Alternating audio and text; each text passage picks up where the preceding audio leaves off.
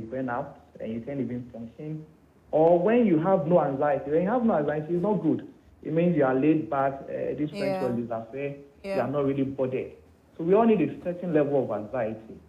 There's a curve a particular gentleman drew. It's called the Yerkes Dodson curve. So like you need a certain amount of anxiety to be able to perform very well. So it's not anxiety on its own is really bad, but when it's crippling, when it's not making you function, it's not causing problem between you and your partner. Let's say we are going to have a holiday and you have to travel to, let's say, Hope or maybe Tamale, and thinking of how to transport the whole family, packing and everything, it's stressful enough. But if it's so stressful enough to the extent that you are not even talking with your spouse, you are irritable to your children, you are lashing out, then that's a problem. Okay. It's not the wajuni bomb in code that CMJ mentioned, but these are the subtle signs you see that will tell you this person is going through this anxiety. So then it means that it can be controlled to the extent that the person won't get to where I'm talking it could get to, right? Yes. So what you just mentioned now is what we call the coping mechanism. These are deliberate measures you take to control, should I say, the damages or the effect of this. Mind you, when there's anxiety, there are different components of your response. How you as an individual react to it, that's your subjective response. And how the body also reacts to it, that's the physiological response. So sometimes when someone is anxious, and you have the behavioral response, where some people may just lash out and all those things. Sometimes you feel your heart is beating fast, your tongue is dry, you're swallowing your saliva, and all those. Those are maybe the physiological response to anxiety. But sometimes you have an individual response. And these ones could be what we call your coping mechanism, what you do when you are faced with this situation. And it differs for different people. So some of them are helpful, we call them good coping mechanisms. And some of them are not really helpful.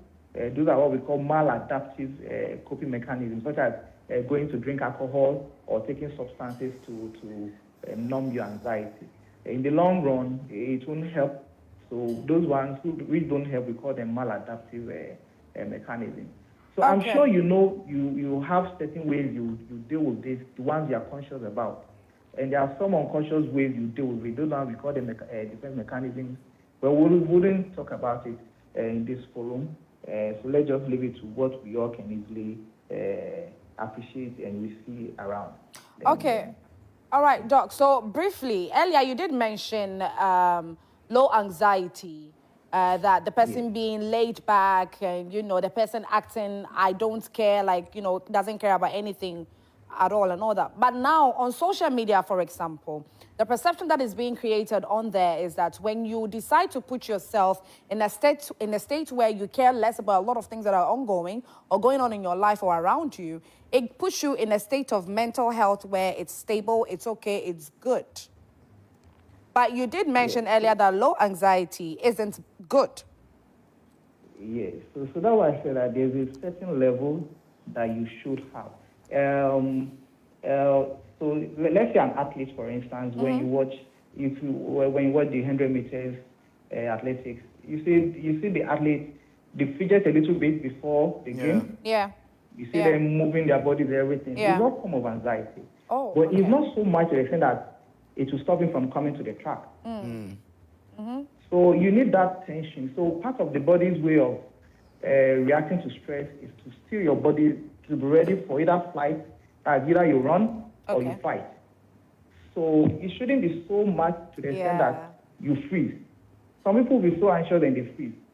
So when the anxiety is to the extent whereby you can't function, that's when you probably end up coming to see a psychiatrist or a psychologist. But you need a certain level of anxiety to perform. And the social media issue is actually, it's good you brought it up. During this festive season, you should reduce your exposure to social media and pay attention to what really matters, your family and friends. Because someone will actually post a picture on social media, and within 5 hours, this person is feeling low. The mood is very low because very few people have liked his or a picture. True. I mean, it's that bad.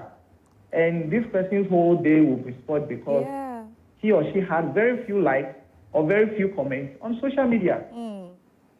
So that's my take on that. Okay. Thank you very much, Doc. You know, at some point, Instagram was reducing my followers. I don't know what was, and I was like, what have I done wrong? You're getting anxious. I was getting there bit by bit, but I was like, you know what, let me not focus on it. Let me just put it away and then, okay. So, I mean, in entirety, it looks like this is a Christmas where we have to say no is no. And if we, you know, but my problem is, how do you deal with the life after? Do we know how to go about these people that we're going to be saying no to? Or because, you know, we can provide whatever it is they want to, you know, because at the end of the day, will be done and still go back to the anxiety again, because those people will leave Same old routine. They wouldn't want to talk to you again, and then I'll start thinking, hey, why? Yeah. So, you know, it's important to realize that life goes on. After you said no to somebody, they will be okay. They'll be fine. You say yes to them, but then you go back and you're suffering and you're going through all these cascade of unnecessary pressure. Yes, exactly. So then, I mean, obviously find a nice way to do it. Don't stress yourself too much. You need to learn to communicate because, say, as a parent, it's okay for you, or as a husband or a father, it's okay for you to be able to tell your spouse or your kids, your children that, oh, this year has not been a very great financial year for me, so I can't do A and B like I did last year, but I can only provide A this year or B. Instead of keeping everything in you, harboring all these... So going all out. Yes, and going all out and struggling, putting yourself under undue stress and pressure. So that's one very important thing. Another thing is to try and avoid triggers, like I've mentioned already. Don't go places, don't interact with people you don't have to interact with. Don't feel under so much pressure to honor every invitation. There are so many things going on, so many parties, so many gatherings. You don't have to attend all of them. And then try and find things that you enjoy, things that will help you release stress during this period. Try and get enough sleep. Try and get hobbies, exercise. If you enjoy swimming, watching movies, do these things. Because another thing that causes anxiety during this period is because of all the activities going on, you notice that you lose your regular routine. For instance, if you're somebody who works out, eats healthy, stuff like that, you realize that you kind of lose your regular routine during this period. Like the interest is beginning to decline. Yeah, and then like there's so many things. For instance, you don't drink alcohol, but let's say you have a group of friends coming into Ghana during this period and they expect you to take them out and you don't want to be the person spoiling the fun at the event. So then you are put under pressure to do these things, but you are not the person to use substances or do these things. So just be yourself this season and know that it will pass. It's not a do or die affair.